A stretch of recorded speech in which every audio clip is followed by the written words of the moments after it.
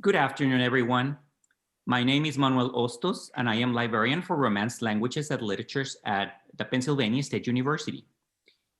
We recognize that there are other sessions taking place at this time, and we would like to thank you all for attending this session today. As a result of COVID-19 and the many challenges associated with the closing of physical facilities and spaces, academic and research libraries are revising and revisiting their current collection development priorities. Current trends in academic librarianship have de-emphasized the importance of print collections, and as a result, collection allocations for print materials have significantly decreased over time. Immediate access to academic content via commercial databases and aggregators, and the increasing number of open access resources available are perceived as a solution to the costs associated with the selection, acquisition, and management of physical collections. This transition from print to electronic has accelerated as a result of the need to provide remote access to content during the pandemic. Next. While the adoption of policies and practices to support remote access to e-resources is perceived as an immediate need as well as an operational and financial solution to the current crisis, academic disciplines that have heavily rely on print materials, particularly in the humanities and social sciences, are neglected as their needs are not met in the long term. For global and international study faculty and students, our users in areas such as languages and history, but also in business and technology, using print over electronic is not a matter of personal choice, as many would argue. The global digital divide between the developed North and the developing South demonstrates the disparity in access to computing and information resources. While the global North, including the United States, have successfully created infrastructure and technologies to produce and distribute academic content in digital forms, the publishing industries in other areas of the world continue disseminating scholarly knowledge in print. This presentation aims to address the challenges associated with the production and dissemination of scholarly materials in the global South, with an emphasis on Latin America. Latin America refers to the entire geographical area extending from Mexico to Argentina and Chile in the South, and the islands of the Caribbean. In addition to discussing Latin America, for the purpose of this presentation, we will also include Spain and Portugal as a larger Spanish and Portuguese speaking geographical area. Each one of the Latin American countries, Spain and Portugal, has its own academic and scholarly production, publishing industry, and distribution channels. Therefore, there is not a single comprehensive vendor in the United States that distributes materials and content of over 20 countries. The acquisition of Latin American content requires careful selection and professional relationships with many vendors across the continent. Next. Concerned with the future of collections and services to support Latin American studies, research, and teaching, the Seminar on the Acquisition of Latin American Library Materials, SALALM, recently approved and released the resolution, Collection Development in the Time of COVID-19. The SALALM resolution was endorsed by many academic organizations, including the Modern Language Association, and followed by similar documents, including the Statement of the Middle East Librarian Association, the Statement of the Committee on South Asian Libraries and Documentation, and the ACRL Statement on Equity, Diversity, Inclusion, and the Print Collective Imperative. Drawing from the SALALM resolution, today we will discuss the state of the Latin American publishing industry, as well as the production and dissemination of scholarly content. We will also address the negative impact of implementing e-only policies to support Latin American studies, research, and teaching, and discuss how these policies perpetuate the marginalization and suppression of traditionally underrepresented communities around the world. We will argue that reducing or entirely dropping support for print collections will exclude non-white voices from our collections. And this action will impoverish the research and study of other parts of the world. We will also discuss how these collections are used by faculty and the value and contribution of diverse collections to scholarship. And finally, we will look into the future and discuss the production of ebooks, digitizations of archives, and open access in Latin America. Next. The presenters today and authors of the SALALM resolution include Paloma Celis Carvajal, Luis Gonzalez, Patricia Figueroa, and myself. I would also like to acknowledge my colleagues and also co-authors of the SALALM resolution not presenting today, Jill Barron of Dartmouth College and Adan Griego of Stanford University. Adan Griego is in the audience today, and he will also be monitoring the chat in case of any questions.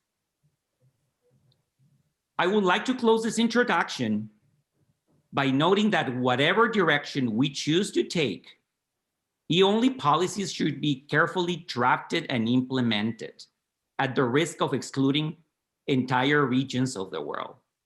Thank you.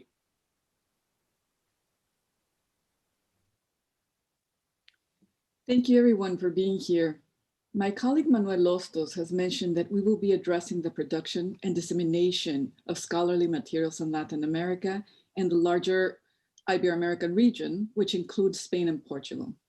But before, I would like to clarify that we are talking about works published by researchers in the region, but also materials of interest for the study and understanding of its cultures and societies. These may be a social justice pamphlet, a sci-fi novel, or the most recent analysis of an artistic movement. As it was also mentioned, for scholars in the humanities and social sciences, particularly those focused on global or international studies, the use of print materials for their research is not a matter of personal choice, but rather it's the only option available. For instance, the UNESCO-sponsored Regional Center for the Promotion of Books in Latin America and the Caribbean, known widely as SALALM by its acronym in Spanish, reported for 2017 the following statistics of books in print versus electronic. Next slide, please. As you can see, in the past decade, the proportion of ebooks published has grown slowly and only until recently represents about 1/4 of the total. Of the 172,000 titles with ISBN published in Latin America in 2017, only 26%, or close to 45,000, were ebooks. It is a significant amount when compared to the 9% of ebooks published 10 years ago in the region, but yet it is important to emphasize the following. First, that not all of these represent commercial ebooks or publications that can be distributed through commercial channels. In several cases, these are publications that are available only as PDFs. On the other hand, many of the commercial ebooks can only be acquired for individual use and do not support IP access. Second, SALALM points out that the largest portions of ebooks published in Latin American countries are done by university presses and non-publishing entities, such as government offices or NGOs. Similar situations exist in other regions of the world, and in recent months, many professional associations and organizations have voiced their concerns regarding equity, diversity, and inclusion of an e-only collection development approach, all of which were inspired by the SALALM resolution previously mentioned by Manuel. Next slide, please. The most recent of these statements is ACRL's, in which it urges, and I quote, to take a deliberate and measured approach to any shift, temporary or permanent, toward an e-centric collection development model, an approach that balances fiscal demands with equity, diversity, and inclusion imperatives, takes full stock of the important research and teaching that cannot be accommodated through electronic resource collecting alone, and ensures support for continued print collecting in relevant areas. Looking at the regional larger picture, we can see that, next slide please, in 2017, Latin America, Spain, and Portugal published a total of nearly 305,000 titles with an ISBN, meaning that those titles that were not registered for with an ISBN are not counted in these statistics. but for the purposes of this presentation, we will be just focusing on these statistics. From these, 30% of the total were published in Spain and 64% in Latin America. As you can see, it has been only within the last 50 years that Latin America as a region has led on the number of titles published in comparison to Spain. Next slide. Nevertheless, one cannot overlook that Brazil, which reported in 2017 a similar number of published titles as Spain, has a population 4 times higher than Spain's. As evidenced by these statistics, Spain still continues to play a disproportionately large role in the regional book trade. This does not mean, though, that libraries should oversee the acquisition of materials from countries with lower production. On the contrary, underrepresented markets are the ones we also want to make sure to include. Additionally, it is important to note that what is published in one country is rarely available in others, due mostly to an inadequate commercialization and distribution system with few local bookstores throughout the region. This makes it very challenging to acquire materials from many of these countries. Only experienced local book vendors with a deep understanding of the national publishing landscapes and with strong collections to its different communities and publishers can allow us to bring this diversity of voices into our collections. In resistance to the publishing trends driven by for-profit multinational conglomerates, several independent book publishers have been underscoring the importance of a diversity of voices in the book world and the key role that they have in a more inclusive and equitable global bookscape. The International Alliance of Independent Publishers, comprised of 750 publishing houses worldwide, has coined the term bibliodiversity to advocate for a plurality of voices and perspectives, especially from non-dominant cultures. Next slide, please. This past summer, they published an open letter calling on, and I quote, authors, translators, publishers, booksellers, librarians, journalists, critics, and readers to act together and in solidarity if we want to change the course of things and break the vicious cycle of the publishing sector that functions primarily in terms of profit. Contributing by omission to this dynamic of accumulation and domination over one another can undermine the transformative power of critical reflection and diversity of voices that independent publishers strive for and would only strengthen the current system in place. Many here know that collaborations between scholars, librarians, and publishers have always featured prominently within area studies librarianship, bridging the divide between national and ethnic communities, government, corporate, and academic interests, as well as between researcher, research topic, and research material.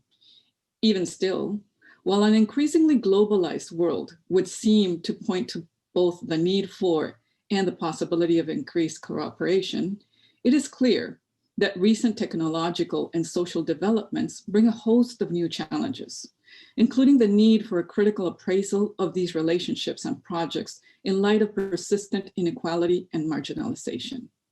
Next slide, please. Libraries, along with other cultural and educational institutions, have now, more than ever, the urgency of building, preserving, and providing access to the most diverse collections possible, but also to understand and actively engage in our troubled world. Cultural historian Roger Chartier has keenly pointed out in his text, Libraries and Bookstores Between Inheritances and the Future, and I paraphrase, libraries have a fundamental role in society, but this is not to save the world or to make us all read.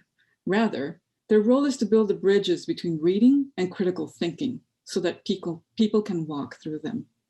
My colleagues Luis Gonzalez and Patricia Figueroa will talk more in detail about these bridges. Thank you. Thank you, Paloma. In this segment, I'll be talking about how faculty and scholars use library collections, drawing upon a recent study from Ithaca entitled Supporting Research in Languages and Literature. Released in September 2020, the report examines the research practices and needs of scholars in the field of literature and language at institutions of higher education in the US. Next slide. The Modern Language Association, the MLA, sponsored the study which involved the collaboration of research teams from 14 academic libraries. I serve on the research team from Indiana University. Another presenter on this panel, Patricia Figueroa from Brown University, participated in the Ithaca project as well. The picture of the field of languages and literature that emerges from this study is that of a discipline that has undergone profound transformations in key aspects, particularly in research methodologies and the range of sources. Language and literature scholars describe a field characterized by interdisciplinary inquiry, global orientation, and a shift from conventional literary studies to what has come to be known as cultural studies research. Partly as a result of these developments, the notion of what a text is has changed. The range of sources suitable for analysis and interpretation has diversified beyond conventional literary works to include iconography, film, ephemera, archival materials, expressive culture, and ethnographic sources. An Indiana University faculty member who was interviewed for this study aptly stated, "Anything is a text for us to study now." Let me give a few examples drawing on a subset of interviews with faculty about what current research in language and literature looks like. Next slide, please. First example, for an expert in Spain's golden age, this means applying not only cognitive theory to literary works, but also adopting a transatlantic dimension as he considers a large repertoire of canonical and non-canonical texts from both colonial Spanish America and Spain, including Cervantes' celebrated Don Quixote, chronicles of the conquistadors, and hunting and husbandry manuals of the 17th century. Second example, another scholar explores how digital discourses from contemporary Mexican cultural production, narrative, film, and comics, through a transgeographic perspective that places Mexico vis-a-vis Spain and the US. Third example, a scholar examines the multifaceted literary and cultural interconnection in the works of three major 19th century novelists from Brazil and Portugal. This study draws heavily on archival collections located in repositories on both sides of the Atlantic, from correspondence to personal papers of the authors. As one would expect, scholars also rely on a robust corpus of specialized literature on their topics, criticism, published in essay or book form, which is often only available in print. As Manuel and Paloma have already noted, the use of print materials for the research is not a matter of personal choice. Next slide. Mindful of the research needs of present-day language and literature scholars, Ithaca made several recommendations concerning access to research materials. A key recommendation of the report is particularly relevant to this presentation: prioritize diverse collections. The report further adds, quote, "The discipline of languages and literature is increasingly taking a global outlook. However, non-Western collections are both less available online and harder to locate," unquote. The findings and recommendations of this report attest to the critical role of library collections, print and non-print, in academic research. It is worth noting that in September 2020, roughly around the same time the Ithaca report was released, the Executive Council of the Modern Language Association endorsed the SALALM resolution that has been referenced in our presentation. I would argue that the latest actions taken in many academic libraries favoring e-only collection development and services narrow the scope of materials that scholars need, severely affecting their work and by extension, undermining collection diversity. Next, my colleague Patricia will talk about open access, challenges and opportunities.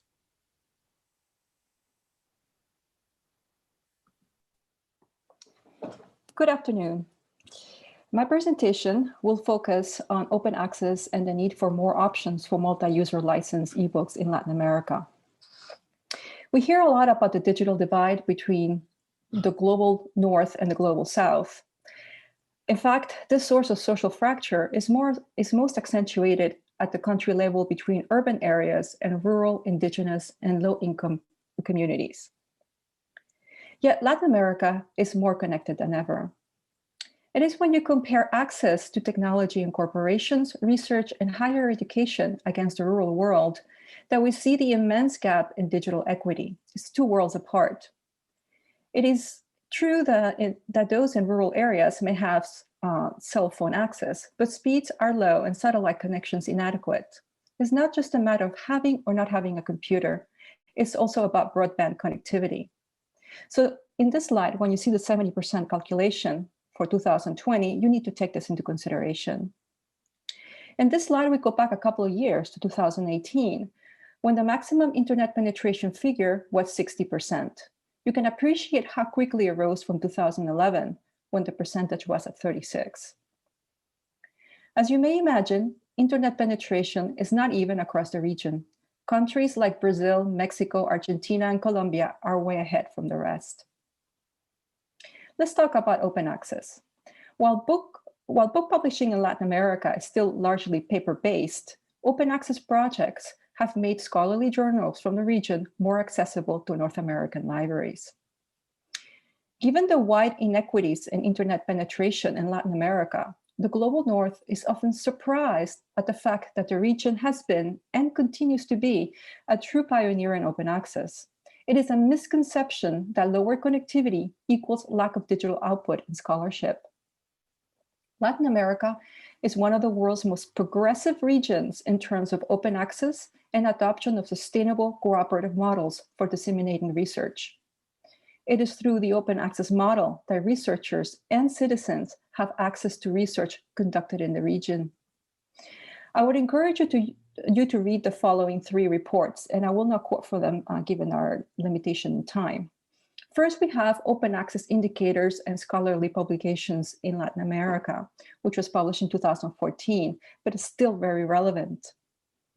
Next, Academic Publishing and Dissemination, Open Access Books in Ibero-American countries was published in 2018, and it is written in Spanish. Finally, we have Made in Latin America, Open Access, Scholarly Journals, and Regional Innovations. It was published in 2015. However, like the first one, it remains highly relevant. These 3 reports cover topics such as the need for bibliodiversity, already mentioned by Paloma Feliz. The fact that unlike most of Europe and United States, where scientific journals are accessible through commercial providers, in Latin America, this information is considered a common good. Open access in the region is financed by public funds and managed by the same academic community that publishes these journals. Print publications from Latin America have historically been absent from international indexes, which in turn resulted in low visibility and access. Open access is changing that. Unlike most of Europe and the United States, there is a lack of commercial academic publishers. So what are the 4 main open access platforms in Latin America? We have Latindex, we have Cielo, Redalic, the Latin American Council of Social Sciences, CLACSO in its initials in Spanish. These indexing and publishing platforms are considered major scholarly information systems in the region and use strict standards for publication. In addition to these platforms, there is an increasing number of institutional repositories. Latin America has hundreds of registered digital repositories in the directory of open access repositories, known as Open Door. But this directory does not index bibliographic records. To integrate and index the region's institutional repositories, the network La Referencia was created. So what are the concerns about open access? There is a concern among Latin American scholars that the global North expects to access their scholarly output for free, while the major northern conglomerates profit greatly, and their licensed content is unaffordable for most research centers and libraries in the global South. So basically the message is, why should we give it for free if you do not reciprocate?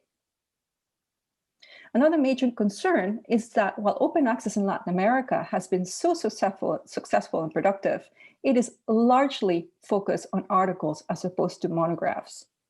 For this reason, we cannot solely rely on this type of open production for academic material. We also need to support regional commercial models that in turn support our publishing industry and economies. In this slide, you can see that the SALALM resolution addresses that. Also, open access does not really cover the production of creative works.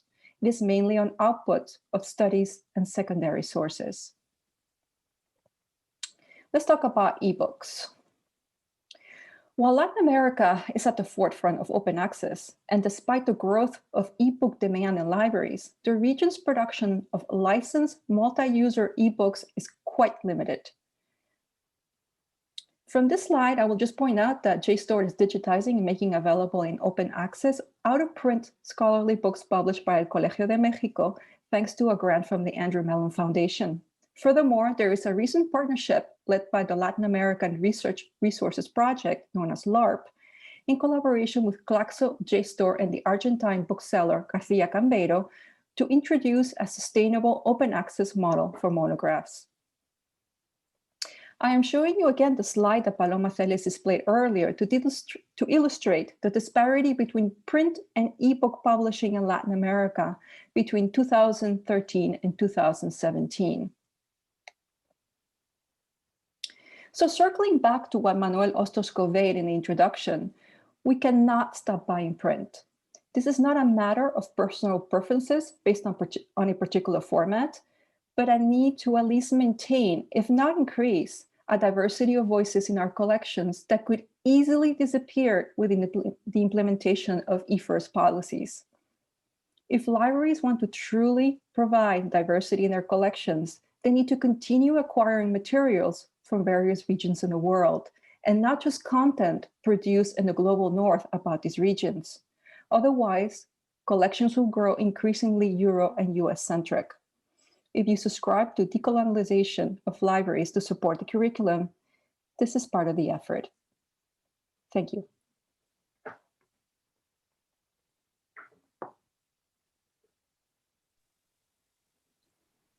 Thank you, Patricia.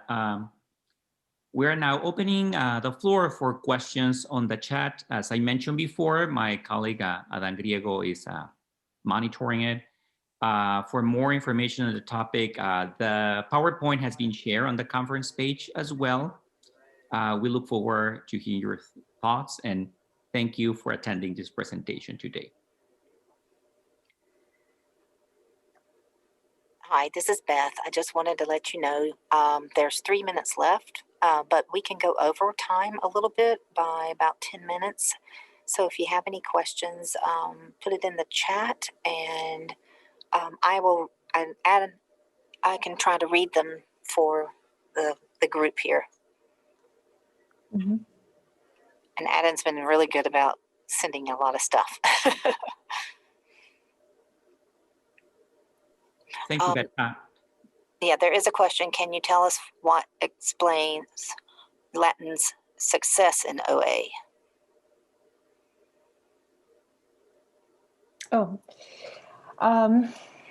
So I'll just answer it through here. I think the success is actually driven by the fact that they have limited resources and the fact that they have to be very creative in a way to disseminate. You know, as I pointed out before, the scholarship from the area has historically been absent from international indexes. So OA has provided an incredible opportunity for scholars to disseminate their work around the world. So when the opportunity arose with open access, Latin America just took advantage of that. So it was based on need, I would say.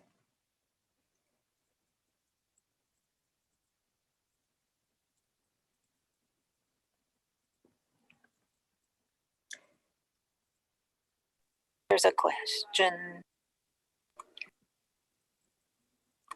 question on chat. It says, whoops, chat just moved. Hold on. Sorry, guys. Virginia's University Library Consortium wants to increase its biodiversity, especially in print books. What practical advice do you give them to reach out to smaller and independent global publishers? I can answer that question. There are many vendors. If you go to the different, oh, I don't have my camera on, sorry.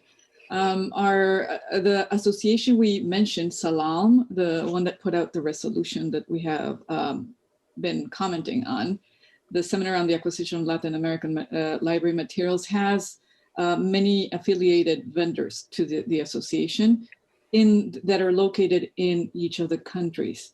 So that's a way of connecting with them. We would be happy. There's a section in the website, SALALM's website, that lists these vendors. That's a way of reaching out or connecting with foreign vendors. Mm-hmm. And there's been some extra links put in the chat for those answers too. By the way, we can't see the chat in. I know. I'm just letting you know that Perfect. that's kind of helping you answer, and they put links in. It's been great. Okay, I'm going to stop share. I think it would be better, don't you think? Sure. I see another question. Are there any formats binding of print that are unique or especially particular to Latin American creators? I would say that many of the artist books would be a portion of them. There's very interesting also journals and magazines that are unique in format. There's El Vigía in Cuba that has a very unique way of using recycled materials. And another one that is much recent, meaning from 2003 on, are Cartonera books made out of recycled cardboard. But that that are much more than just the actual materiality of the book. They also call on solidarity throughout the process of the creation of books, and question many of the practices of commercial practices in the publishing industry, that for profit, driving most of the industry, and also the voices, the lack of diversity of voices in the content of what is being published. Mm-hmm. I see here from Bronwyn Maxon a question that she found in the chat, the Patchable chat. Are there examples of successful partnerships between Latin American university publishers and commercial publishers anywhere to help promote the OA model? Well, I think to answer that, the partnership that I mentioned with Claxo and also with Colegio de Mexico through JSTOR, when I mentioned that they received, for the Colegio de Mexico, they received a grant from the Andrew Mellon Foundation. That's a perfect example of how we can reach a wider audience. And I'm really looking forward to hearing more about the Claxo partnership with Garcia Cambeiro and JSTOR. So another question from Claude Potts. What advice may you give libraries in the US who are struggling right now to keep print coming from all regions in the world? I'll let Paloma answer maybe. I think it is challenging, and part of it is this call for a more solidary environment, solidario, sorry, the word in English, I can't think about it. And the keynote this morning was talking about a much more, an environment that is much more inclusive, and where we know that our decisions, our daily decisions in our work, can have so many repercussions throughout not only our immediate communities, but other communities. We are all linked, and that is something that the current situation with the pandemic has taught us, that we are all interconnected. One advice would be talk with your colleagues in your institution, but also throughout. Reach out to those organizations of librarians that might have much more experience. SALALM is one of them, but we also have the Western European Studies section, the Middle Eastern librarians, the East Asian librarians. There's so many experts in our institutions that could be helping out and giving advice or tips too. I also think that it's important for these groups that have worked at drafting these resolutions and statements to provide more presentations and to reach out administrators at different conferences or even our specific consortia of libraries, so that we can make this better known.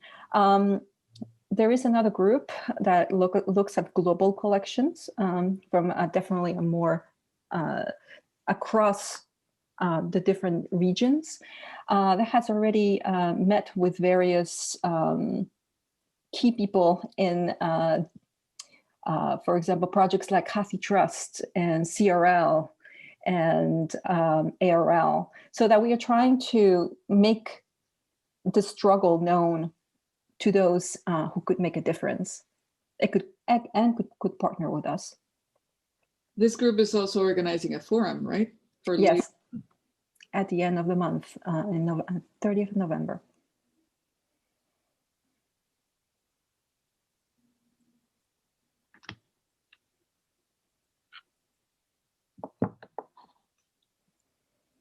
I think I don't see many other questions. Thank you so much, guys. This was a great session. Thank got you. Many good comments on the other chat to tell you how wonderful you were. So please go back and look at those. Thanks a lot, and hopefully you have a great rest of your day. Thanks. Thank you very much, Beth. Thank you very much. Sure. Bye.